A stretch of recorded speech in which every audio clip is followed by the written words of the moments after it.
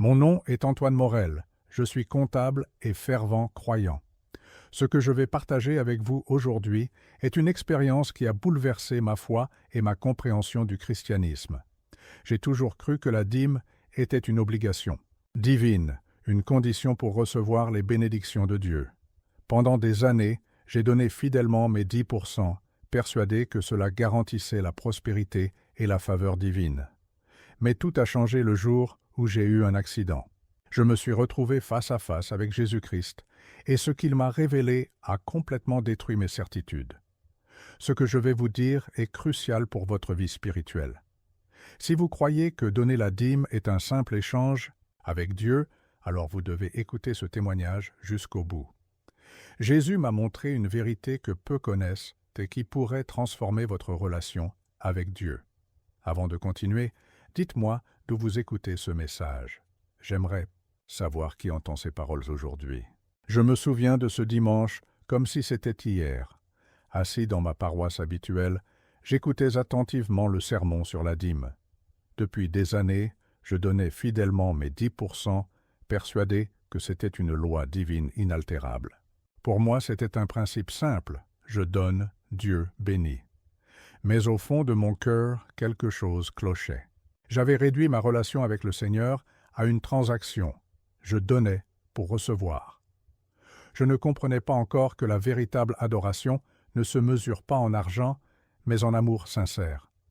Après la messe, j'ai pris ma voiture pour rentrer chez moi, ignorant que ma vie allait basculer en une fraction de seconde. Ce jour-là, ma foi allait être mise à l'épreuve d'une manière que je n'aurais jamais imaginée. Alors que je roulais tranquillement, un camion a surgi à une intersection, grillant un feu rouge. L'impact a été d'une violence inouïe. En un instant, tout est devenu noir. Puis, sans que je comprenne comment, je me suis vu en dehors de mon propre corps, flottant au-dessus de la scène de l'accident. J'observais mon corps inerte, les ambulanciers s'affairant autour de moi. Je n'avais aucune douleur, aucune peur, seulement une étrange sensation de paix et de lucidité. C'était comme si mes sens étaient amplifiés, comme si je voyais avec une clarté que je n'avais jamais connue auparavant. Puis, soudainement, un changement s'est produit. J'ai senti une attraction irrésistible vers un lieu inconnu, un endroit baigné de lumière et de sérénité. C'était un lieu indescriptible. Devant moi, une lumière éclatante mais douce m'attirait, et dans cette lumière, une présence se distinguait. Mon âme savait avant même de le voir, c'était Jésus-Christ. Une autorité absolue, une majesté qui dépassait l'entendement, mais surtout un amour d'une intensité infinie. Il n'y avait pas de mots, mais dans son regard, tout était dit. À cet instant, je me suis senti nu, exposé, incapable de cacher quoi que ce soit. C'était comme si chaque pensée, chaque intention cachée de mon cœur était révélée devant lui. J'ai réalisé à quel point j'avais vécu dans l'illusion, pensant honorer Dieu avec mon argent, alors que mon cœur restait attaché aux choses matérielles. Puis sa voix a brisé le silence. « Me connais-tu vraiment ?» Une question si simple, mais qui résonnait comme un coup de tonnerre dans mon âme. Mon esprit a commencé à revoir ma vie défiler devant moi, chaque décision, chaque action, chaque justification que j'avais donnée pour mes choix. C'était insupportable. J'ai vu comment, malgré ma fidélité à donner la dîme, mon cœur était loin de lui. J'avais donné sans amour, sans abandon, sans véritable confiance. Tout était mécanique, tout était ritualisé. Puis il a ajouté « La dîme n'est pas une question d'argent, c'est une question du cœur. » Ces mots ont bouleversé ma vision de la foi. Je n'avais jamais entendu une telle vérité, depuis toujours. J'avais cru que donner suffisait. Mais Jésus venait de me montrer que la véritable offrande n'est pas mon argent, mais mon cœur tout entier. Il ne voulait pas une partie de mon salaire, il voulait une relation authentique avec moi. À ce moment-là, j'ai compris. La dîme n'est pas une règle à suivre, c'est une expression d'amour et de confiance en Dieu. Ce n'était pas 10% que le Seigneur attendait, mais 100% de ma vie. Je commençais seulement à percevoir la profondeur de cette révélation, mais mon voyage ne faisait que commencer. Face à Jésus, toute illusion s'effondrait. Sa présence était à la fois écrasante et réconfortante. Son regard transperçait mon âme avec une clarté absolue, révélant ce que même moi j'ignorais sur mon propre cœur. J'avais toujours pensé que ma fidélité à la dîme prouvait mon attachement à Dieu, mais à cet instant, je réalisais que ce n'était qu'un masque. Je me tenais là, incapable de cacher quoi que ce soit. Alors, il me posa cette question bouleversante. « Sais-tu vraiment ce que signifie vivre pour moi ?» Ces paroles résonnaient en moi comme un écho puissant, brisant toutes mes certitudes. Je croyais avoir vécu dans l'obéissance, mais je comprenais maintenant que ma foi était conditionnelle. Je donnais pour recevoir, je servais pour être béni. Je pensais honorer Dieu, mais en réalité, j'étais enfermé dans une mentalité de transaction. Alors que je restais figé, dépassé par cette révélation, Jésus me montra ma propre vie comme dans un miroir. Je vis chaque instant où j'avais donné en espérant une récompense, chaque offrande déposée non par amour, mais par peur de manquer. Il me fit comprendre que la véritable adoration ne se mesure pas en argent, mais en l'état du cœur. Mon âme était mise à nu, et pour la première fois, je me rendais compte que mon obéissance était teintée d'orgueil et d'intérêt personnel. Il me regarda avec une douceur infinie et dit « La dîme n'est pas une obligation financière, c'est un acte de confiance. Ce que je veux, ce n'est pas ton argent, c'est toi. » Ces mots percèrent mon être. Tout ce que j'avais bâti comme compréhension de la foi s'écroulait en un instant. À cet instant, une autre scène se déroula devant moi. Je vis des hommes et des femmes qui avaient donné avec amour, sans attendre de retour. Ils ne cherchaient pas à être récompensés, mais vivaient dans l'abandon total à Dieu. Certains avaient peu à offrir matériellement, mais leur cœur débordait de générosité. Puis, à côté, je vis ceux qui donnaient par obligation. Croyant acheter la faveur divine, ils remplissaient des enveloppes, participaient à des campagnes, mais leur cœur restait inchangé. Le premier groupe brillait d'une lumière céleste, le second restait dans une ombre inquiétante. Alors Jésus me regarda de nouveau et dit « Beaucoup me suivent avec leurs lèvres, mais leur cœur est loin de moi. » Matthieu 15, 8. Cette vérité me frappa de plein fouet. Tout au long de ma vie, j'avais cherché à faire les choses bien pour plaire à Dieu, sans comprendre que Dieu ne voulait pas des œuvres sans amour, mais un cœur abandonné à lui. Ce n'est pas une somme d'argent qui touche le ciel, mais la foi authentique et l'amour véritable. Alors, une autre phrase tomba comme un coup de tonnerre. « La dîme ne t'achète pas mon amour, car mon amour ne s'achète pas. » J'étais brisé devant cette révélation. Comment avais-je pu penser que mes offrandes suffisaient à définir mon engagement envers Dieu? À cet instant, je compris que le Seigneur n'attendait pas seulement que je donne. Il attendait que je lui fasse confiance pleinement. Puis une paix inexpliquée envahit mon âme. Jésus ne me condamnait pas, il m'enseignait. Ce n'était pas une accusation, mais un appel à changer.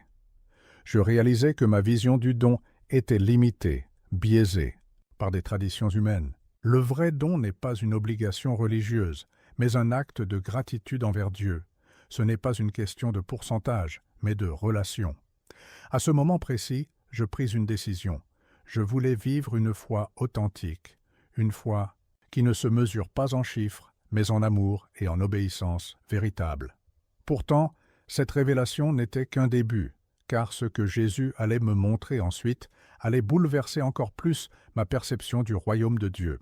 Après ces paroles, Jésus m'emmena dans un lieu que mes mots peinent à décrire. D'abord, j'ai été submergé par une lumière d'une pureté indescriptible. C'était un éclat qui ne blessait pas les yeux, mais qui enveloppait tout d'une paix absolue. Je savais, au plus profond de mon être, que c'était le ciel. Devant moi, une multitude de personnes rayonnaient d'une joie pure. Leur éclat ne venait pas de leur apparence, mais de l'amour et de la lumière de Dieu en eux. Ils n'avaient pas accumulé des richesses terrestres, mais avaient vécu dans une foi sincère, une adoration authentique. Là, il n'y avait ni hiérarchie, ni orgueil, ni compétition religieuse. Ce n'étaient pas des gens qui avaient donné beaucoup d'argent, mais des âmes qui avaient donné leur cœur à Dieu sans condition. J'ai compris alors que le ciel n'était pas réservé à ceux qui avaient scrupuleusement suivi des règles, mais à ceux qui avaient aimé Dieu au-delà des apparences. Puis, en un instant, tout changea. L'atmosphère paisible disparut et je me retrouvai dans un endroit où l'oppression était palpable. Un poids lourd pesait sur mon âme, une obscurité si profonde que la moindre lueur semblait inexistante. Là, j'ai vu l'enfer. Ce n'était pas seulement un lieu de souffrance, mais un lieu de regrets éternels. Ce que j'ai vu m'a bouleversé, des hommes et des femmes qui, de leur vivant, avaient cru être proches de Dieu par leurs pratiques. Religieuses, mais dont le cœur était resté fermé à lui. Beaucoup avaient donné leur dîme avec rigueur, avaient suivi des traditions avec discipline, mais n'avaient jamais réellement connu Jésus. Ils avaient confondu obéissance rituelle et relation vivante avec Dieu. Et maintenant, ils se tenaient là, conscients de leur erreur, sans possibilité de retour en arrière. J'ai vu des pasteurs, des fidèles engagés, des religieux de toutes sortes qui avaient prêché, enseigné, accompli des œuvres, mais dont le cœur était resté attaché aux apparences. Ils avaient donné sans aimer, prié sans croire, adoré sans connaître Dieu, personnellement. Jésus se tourna vers moi et me dit « Ils ont suivi des règles, mais ils ne m'ont jamais suivi. » Cette phrase résonna comme un coup de tonnerre en moi. Toute ma vie, j'avais pensé que ma fidélité aux principes suffisait, mais ici, je comprenais que seule une relation réelle avec Dieu importe. La foi n'est pas un contrat où nous donnons pour recevoir, mais un abandon total à Dieu. Je tremblais intérieurement en réalisant à quel point la foi peut être trompeuse lorsqu'elle est réduite à des rituels. Il ne suffit pas de donner, d'observer des règles ou de participer à des activités religieuses. Le véritable sacrifice que Dieu demande, c'est un cœur transformé. Psaume 51, 17 dit « Les sacrifices qui sont agréables à Dieu, c'est un esprit brisé, ô Dieu. Tu ne dédaignes pas un cœur brisé et contrit. » Ce n'est pas l'argent, les traditions ou les performances religieuses qui ouvrent les portes du royaume des cieux, mais un amour sincère et un abandon total. Christ. Puis Jésus me regarda avec intensité et dit « Le véritable dîme, c'est ta vie donnée en sacrifice vivant. » Ces mots résonnèrent au plus profond de moi. Je comprenais maintenant que l'argent n'avait jamais été la question centrale. Dieu ne cherche pas ce qui est dans notre portefeuille, mais ce qui est dans notre cœur. Je pris conscience que beaucoup, comme moi, vivaient une foi illusoire, croyant acheter la bénédiction par leurs dons, alors qu'ils n'avaient jamais réellement offert leur âme à Christ. Combien donnent leur dîme, mais refusent de donner leur cœur? L'enfer était rempli de ceux qui avaient cru aux apparences et aux doctrines humaines, mais qui n'avaient jamais cherché à connaître Jésus personnellement. Puis, en un instant, je fus ramené de cette vision. Mon cœur battait fort, mon âme était en feu. Je venais de comprendre que tout ce que je croyais sur la foi, sur le don, sur la relation avec Dieu, était incomplet. La véritable offrande à Dieu n'est pas notre argent, mais notre vie tout entière. Jésus ne voulait pas que je garde cette révélation pour moi. Il voulait que je la partage. Mais avant cela, une dernière leçon allait m'être enseignée, une leçon qui scellerait ce profond changement en moi.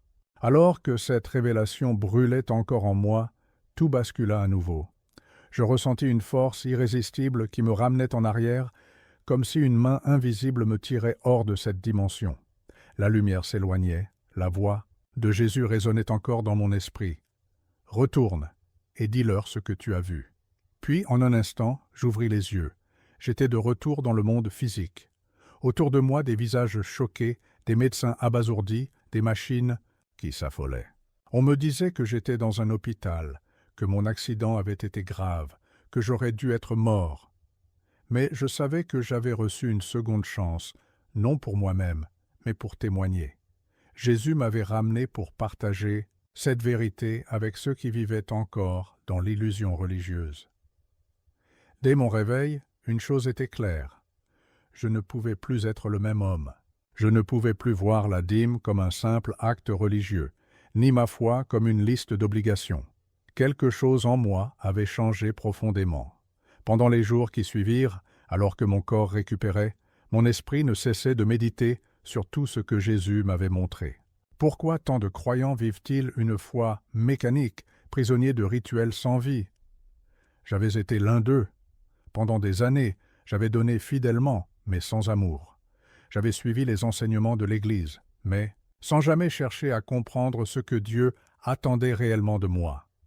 Une nuit, alors que je priais dans ma chambre d'hôpital, je demandai au Seigneur « Que veux-tu que je fasse ?» Et la réponse me frappa avec clarté « Montre-leur la vérité. Dis-leur que ce que je désire, ce n'est pas leur argent, mais leur cœur. » Mon esprit se tourna vers la Bible, et je tombai sur 2 Corinthiens 9, 7. « Que chacun donne comme il l'a résolu en son cœur, sans tristesse ni contrainte, car Dieu aime celui qui donne avec joie. » Pour la première fois, je compris pleinement ces mots. Le don n'est pas une dette envers Dieu, mais une expression de foi et de reconnaissance. Ce n'est pas un chiffre imposé, mais un choix du cœur. Quand je pus enfin quitter l'hôpital, j'étais résolu à vivre autrement. Je ne voulais plus être un chrétien qui se contente de suivre des pratiques sans en comprendre la portée. Je voulais vivre une foi authentique, une foi qui va au-delà des rituels. Ma perception du don et du service à Dieu avait changé. Désormais, je ne voulais plus donner par obligation, mais par amour. Au lieu de simplement déposer mon offrande dans une enveloppe, j'ai commencé à poser une question différente. « Seigneur, comment veux-tu que je donne aujourd'hui ?» Et, étonnamment, la réponse n'était pas toujours financière. Parfois, c'était du temps à consacrer à quelqu'un dans le besoin. Parfois, c'était une aide matérielle. J'ai découvert que la vraie générosité ne se mesure pas en chiffres, mais en intention. Plus je partageais cette révélation, plus je voyais les cœurs changer autour de moi. Certains étaient bouleversés, d'autres révoltés. Mais une chose était sûre, une fois que l'on comprend la vérité, il est impossible de revenir en arrière. Mon cœur était en feu pour ce message, et je savais que Jésus m'avait confié une mission. Mais avant d'enseigner cette vérité aux autres, il me restait encore une chose à comprendre. Comment vivre cette transformation chaque jour et aider d'autres à faire de même. Après cette expérience bouleversante, je ne pouvais plus voir la dîme comme avant. Pendant des années, je l'avais considérée comme un devoir religieux, un prix à payer pour obtenir la bénédiction divine. Mais maintenant, tout était différent. Dieu ne voulait pas mon argent. Il voulait mon cœur, ma confiance, mon abandon total à lui. J'ai commencé à étudier les Écritures d'une manière nouvelle, cherchant à comprendre ce que la Bible disait réellement sur la dîme et l'offrande. J'ai découvert que le cœur de Dieu n'a jamais été dans les chiffres, mais dans la générosité sincère. Dans Marc 12, 41-44, Jésus loue une veuve qui donne 2 petites pièces alors que d'autres donnaient de grandes sommes. Pourquoi? Parce qu'elle avait donné avec foi alors que les autres donnaient de leur surplus, sans sacrifice. Ce que Dieu regarde, ce n'est pas combien nous donnons, mais comment nous donnons. Je me suis posé une question troublante. Ai-je jamais donné avec une foi totale? La réponse était douloureuse. J'avais donné, oui, mais toujours avec une arrière-pensée, celle de recevoir quelque chose en retour. J'avais transformé Dieu en une banque céleste, où chaque don était un investissement avec des intérêts spirituels, mais dans Actes 20, 35, Paul rappelle que Jésus a dit « Il y a plus de bonheur à donner qu'à recevoir ». Cela signifie que le véritable don ne vient pas d'une attente de récompense, mais d'un amour sincère pour Dieu et pour les autres. Mon cœur devait changer. Je ne voulais plus donner mécaniquement, mais avec intention et gratitude. Je devais apprendre à donner comme un acte d'adoration et non comme une obligation. Alors, j'ai commencé à pratiquer une nouvelle manière de donner. Au lieu de simplement verser 10% comme une règle stricte, j'ai demandé à Dieu « Comment veux-tu que je donne aujourd'hui ?» Parfois, il me dirigeait à aider quelqu'un dans le besoin. Parfois, c'était un temps d'écoute et de soutien. Parfois, c'était un don matériel. J'ai compris que donner ne se limite pas à l'argent, mais inclut notre temps, notre énergie et notre amour. Dans Matthieu 25, 35, 36, Jésus dit « J'ai eu faim, et vous m'avez donné à manger. J'ai eu soif, et vous m'avez donné à boire. J'étais étranger, et vous m'avez recueilli. » La véritable générosité se manifeste bien au-delà des offrandes financières. Elle touche chaque aspect de notre vie. En appliquant cette nouvelle vision, quelque chose d'étonnant s'est produit. Ma foi est devenue plus vivante que jamais. Au lieu de voir la dîme comme une transaction, Je la voyais comme une réponse à l'amour de Dieu. Mon cœur s'est élargi et ma joie en donnant était plus grande que jamais. J'ai réalisé que lorsque nous donnons sans attendre en retour, nous expérimentons une liberté incroyable. Nous ne sommes plus esclaves du besoin de contrôler, mais nous vivons dans la confiance que Dieu pourvoit. C'est ce que Jésus voulait m'enseigner. La véritable dîme, c'est une vie abandonnée entre ses mains. En partageant cette révélation avec d'autres, j'ai vu des vies être transformées. Beaucoup m'ont dit qu'ils se sentaient coupables lorsqu'ils ne pouvaient pas donner leurs 10%. Mais la vérité, c'est que Dieu ne met pas un chiffre fixe sur la générosité. Il cherche un cœur qui lui appartient entièrement. L'amour de Dieu ne s'achète pas, il se vit. Alors que je continuais à marcher dans cette nouvelle compréhension, je compris une chose essentielle. Donner n'est pas une exigence, c'est une opportunité d'exprimer notre foi d'une manière profonde et authentique. Aujourd'hui, je ne peux plus entendre parler de la dîme sans repenser à cette expérience qui a bouleversé ma foi. Jésus m'a montré que la dîme n'est pas un contrat, ni une condition pour recevoir des bénédictions, mais une question de cœur. Ce n'est pas l'acte de donner qui compte le plus, mais l'attitude avec laquelle nous le faisons. Dieu ne nous appelle pas à lui offrir 10% de nos revenus, mais 100% de notre confiance. Nous avons été créés pour vivre une relation avec lui, pas pour suivre des rituels vides de sens.